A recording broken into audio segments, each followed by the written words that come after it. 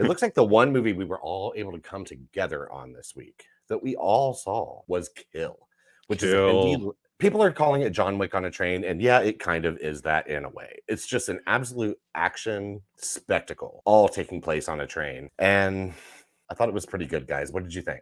It reminded me a lot of, the Hammer scene in It Was an Old Boy. It is not American storytelling, which I actually enjoyed. Yeah, me too. As one we of the kind things of I loved about it. As we dig into, there were several points I was shocked. Oh, because yes. it did not follow the American stereotypes of storytelling or movie lore. Pair of commandos, and they get on a train to meet one of the commandos' fiancés. From the trailer, we all thought, tell me if I'm wrong, we all thought the terrorists got on this train, like kind of a terrorist kind of cell or something like that.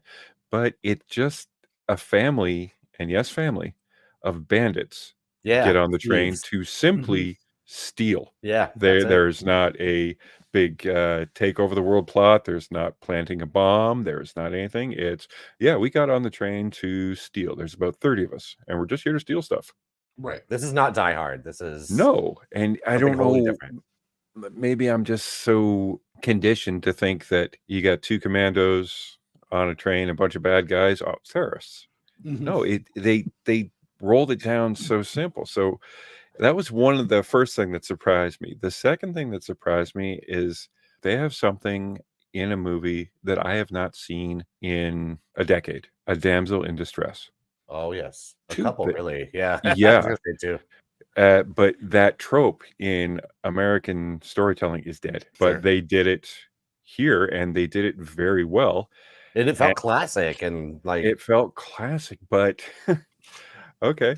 The ultimate motivation turned from retrieving his fiance to revenging his fiance. One of the things I was really impressed with is you have a charismatic bad guy. Yeah, very for sure. The guy that plays the youngest, the kind of the main baddie is Rajiv Jual. Like, I could just watch that guy just talk. He's great. Was just absolutely stunning. And then you have the main good guy who is your chiseled jaw, like uber good looking. You get to see him with his shirt off, and he is stunning. And he's like, he looks like he's ready to whip bitch's ass for real. I thought that guy was a little more slight than him. So like, you're in luck because man, he does whip a lot of ass. This movie is hella violent, guys. I was really surprised at like the amount and level of violence in this movie. Like, it's more graphic than something like John Wick. John Wick has a higher body count and all that kind of stuff overall. And yeah, the violence is epic and it's incredible in my opinion. It's more fun. This was visceral. Was grounded and good. Well, you watch people create a monster because there's a pivotal moment that happens probably, I mean, I'm going to guess 40 or 45 minutes into this movie. Something like really, really major happens. And up until that point, I had kind of been like, this is pretty good.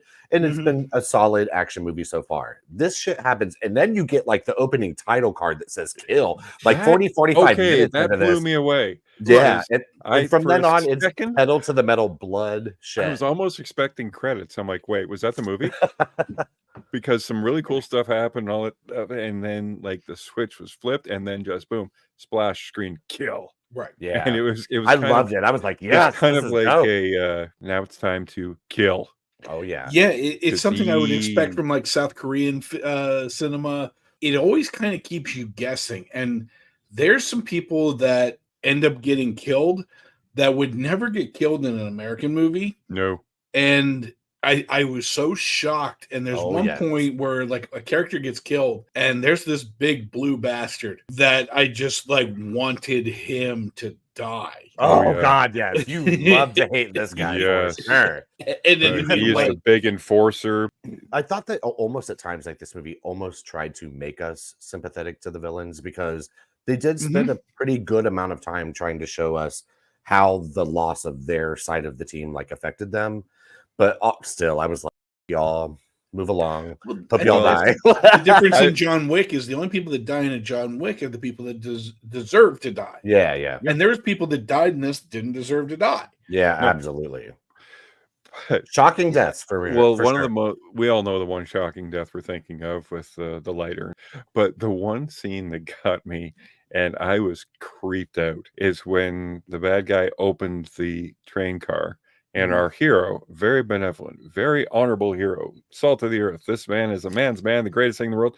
He hung up all the corpses in the train, so the bad guys had to walk through, recognizing their friends, their family, checkmate. What's frightening Yeah, for sure. it was It was something out of terrifying. like an Uber Vietnam movie. Yeah, horror Uh, movie.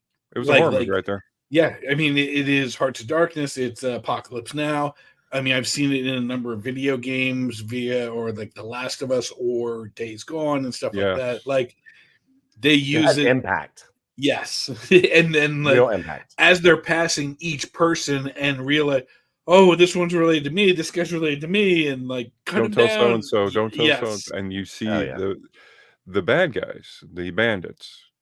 They're wailing. a lot They're of them. bawling. They're crying. You have to ask yourself at a certain point, as some of the like I would say lower ranking members of this like bad guy team, like, is it worth it anymore? Like, we just came on to steal some shit, and now we're up against like Jason Yeah. Voorhees on Yeah. the train, Now we got basically, like just slaughtering super murderer, people like left and who's right. but yeah, the breakneck speed, the knife play because there are no guns, and almost a throwaway line. The guns here are shit, they backfire. And you see that happen too. And it does. But it's great. See, I thought the knife play, like, I thought it felt super duper like visceral. Like, I mean, Yep. like, especially seeing it in the theater, like you felt like the impact of like every stab, every punch, every like kick, slash, all of that. Like, everything. you could feel it, and it was immersive. Guys are going to see this movie and go, hell yeah. And that's exactly how I felt when I left it, because it is just like a hell yeah, like an old school Testosterone. sort of like testosterone fueled like action extravaganza. There are things here for I think anyone to like in a way, but I think this is a movie If you like a toward- hero's journey, like Yeah, if you like true. a hero's on a train, you're like that. This works. Yes, it has subtitles. Even if you're subtitle adverse, this just is not that movie. This is not some deep ass drama that you got to follow every line of dialogue. This is a fun, good time action thrill ride. It's so thrilling and exciting that just is just not a problem.